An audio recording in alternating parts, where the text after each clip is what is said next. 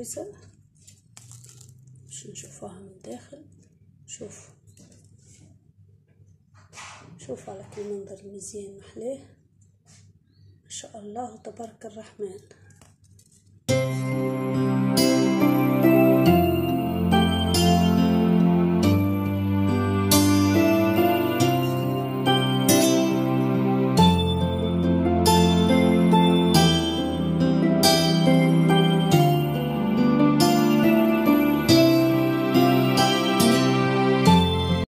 نشكر كل صديقاتي اللي تابعوا فيه وأصدقائي، نقول لهم راكم عزاز وغاليين ودمتم أصدقاء أوفياء للقناة، وإن شاء الله ديما نكون مشرفتكم بالمحتوى، هذا هو هدفي. نشكركم من كل قلبي. السلام عليكم صديقاتي، اللي نجيتكم فيديو جديد، وصفة جديدة، خبز ولا أروع.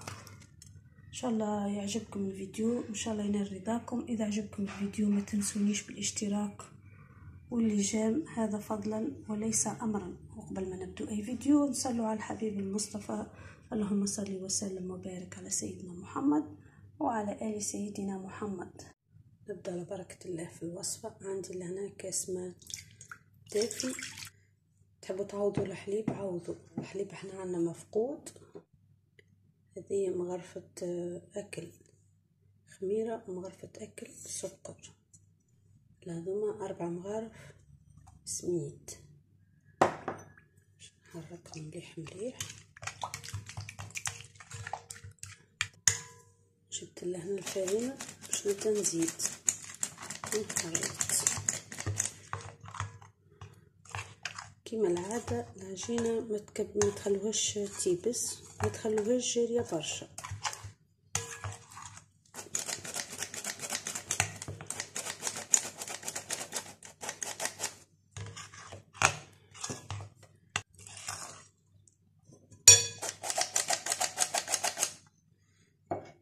في المرحلة دي عندي نص مغرفة أكل ملح.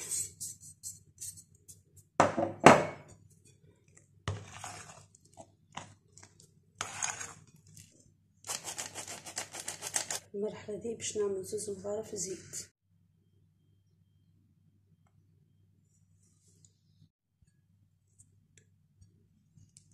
ونلم.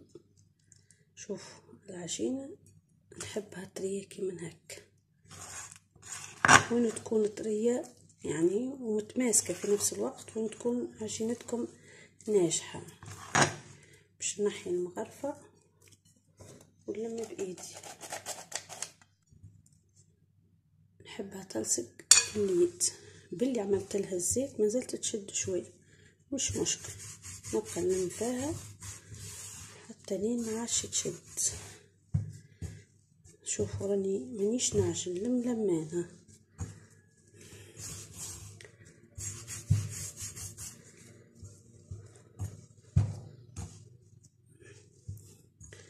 قاعدة ندخل في الفرينة والزيت في بعضهم، نلمها ونرجع لكم.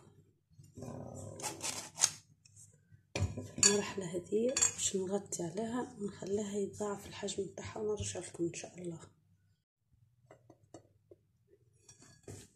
العجينة نتاعنا تضاعف الحجم بتاعها، باش نحطها على جنب.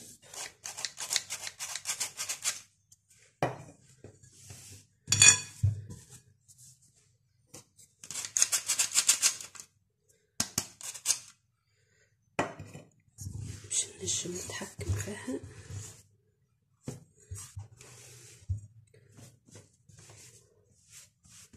شنو عملت؟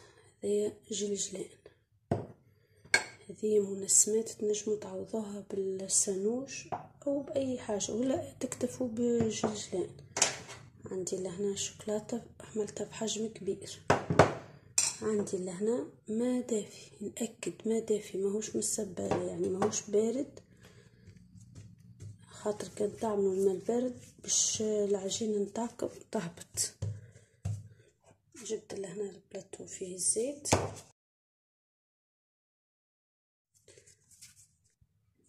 صوابع، يا اما 3 صوابع او 4، هذوما 3 صوابع.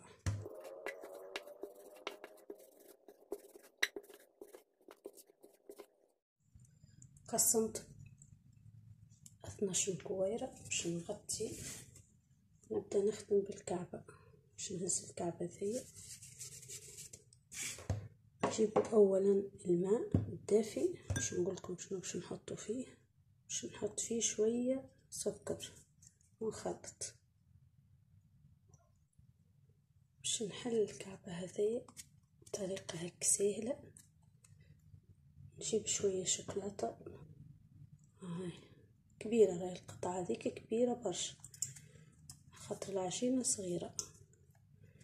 نسكر عليها مليح من هنا ونحطها هكا في الماء الدافي، فهمتوني؟ نحطها لهنا في الجلجلين باش تجيني بالطريقة هذيا.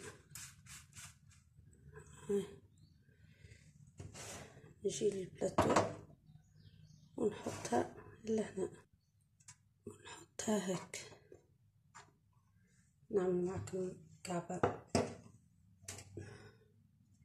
أخرى. نهز كعبة نحلها. نجيب طريف شوكولاتة كالعادة نحطه في الوسط، نسكر عليه مليح مليح، نغطسه في الماء الدافي والسكر.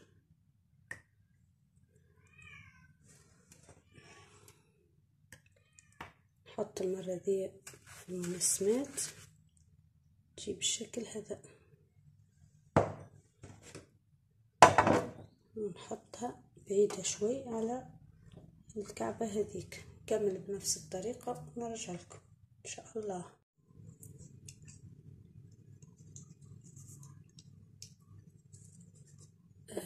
ديما نحلو من الشيرة هذيا الشوكولاتة نحطوها من الشيرة هذي. شوفوا هذه نخلوها كيما هي حتى نوريكم الكعبة هذه صح. نحلو هكا نحط الشوكولاتة لهنا ونسكر مليح مليح، نغطس في الماء والسكر، نحط في الجلجلان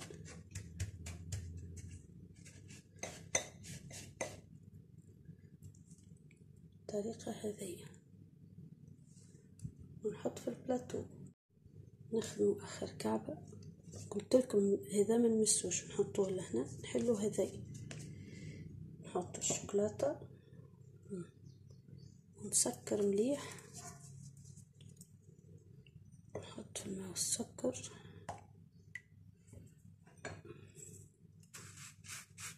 نحط في المنسمات،